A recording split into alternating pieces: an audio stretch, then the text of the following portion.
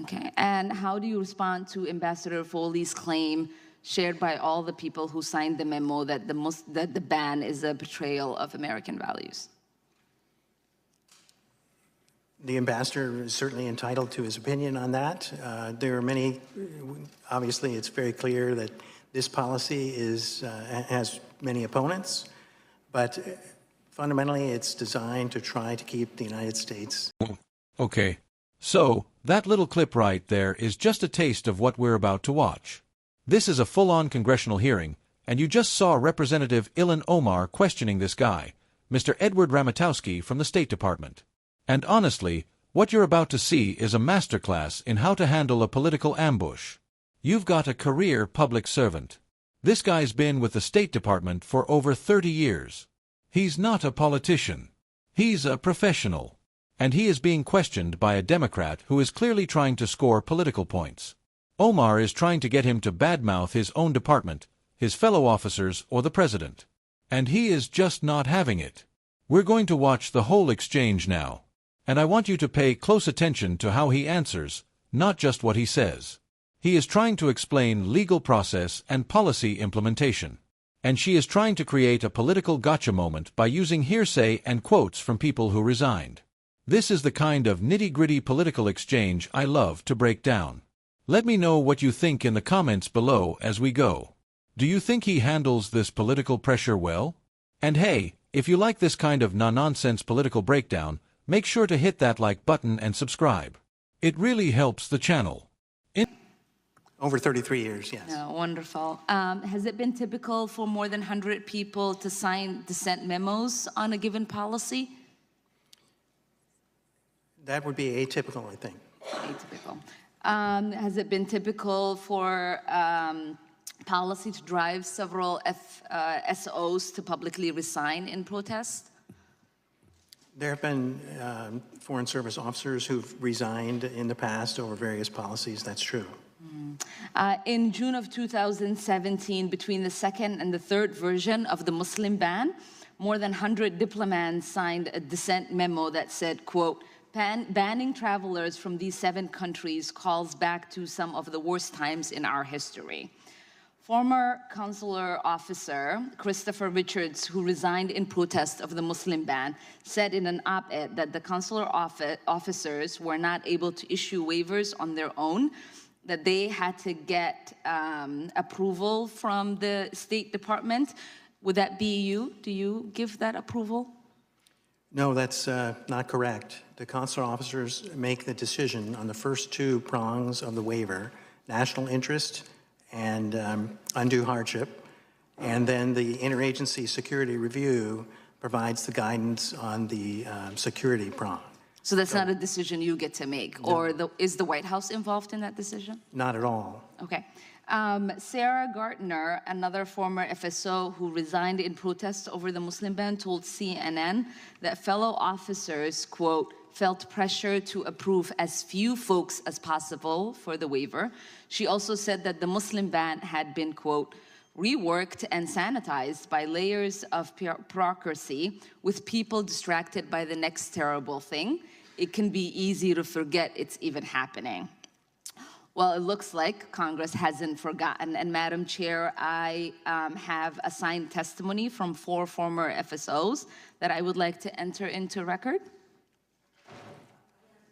It's put into the record by unanimous consent. Thank you. Ambassador John Foley, who quit his post as ambassador to Panama in 2018, said he could no longer represent President Trump and still hold true to the value that make this country great. Among the policies he listed was the Muslim ban.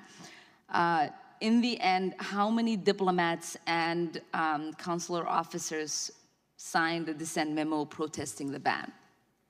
I don't have an exact number for you, Congresswoman. I know that some did. Mm-hmm. Will you be able to get us that number? I can't guess that number, no. How do you respond to his claim that the consular officers have to get clear waivers with your office? I would say, as I said before, that that's not correct. The consular officers make the determination on the first 2 prongs of the waiver, national interest and undue hardship, and the security check, as I testified, is conducted back here in Washington. Now, if a consular officer is... So you're saying his claim is false? Which claim? That Washington is making the decisions? Yes. Yes, that's not correct. And how do you respond to Ms. Gartner's claim that the officers are implicitly or explicitly pressured to deny waivers? We are not implicitly or explicitly pressuring anyone to act in any way contrary to the law. Okay. And how do you respond to Ambassador Foley's claim, shared by all the people who signed the memo, that the ban is a betrayal of American values? The ambassador is certainly entitled to his opinion on that. There are many, obviously it's very clear that this policy has many opponents, but fundamentally it's designed to try to keep the United States safe. And to our other two panelists, was Stephen Miller's role in formulating the 3 reiterations of the Muslim ban? What was his role? I'm not aware of any role played by Stephen Miller. And Ms. Newman? I was not at the department in January. I did not start until late February. Okay. And what instructions were DHS and state given from the White House as how to implement the Muslim ban?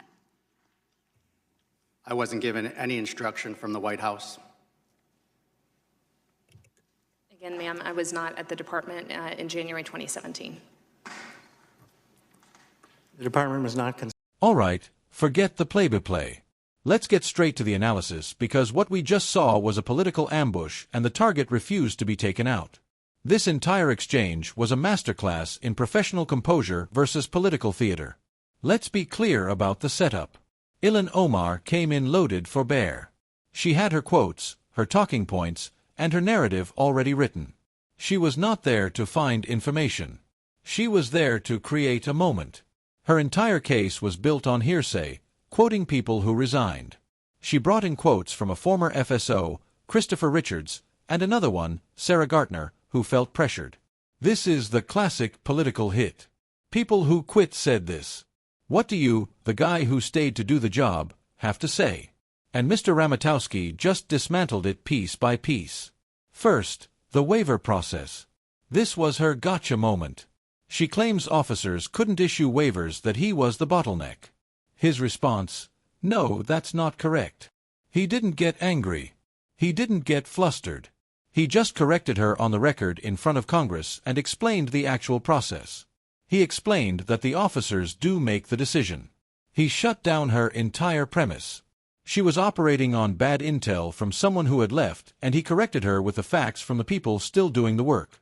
Second, the hearsay about pressure. Representative Omar brings up that an officer felt pressured. Felt. How do you even respond to that? Ramatowski did it perfectly. He didn't get into a debate about one person's feelings. He defended his entire department with a clear, strong legal statement. We are not implicitly or explicitly pressuring anyone to act contrary to the law. That's how you handle an accusation based on emotion.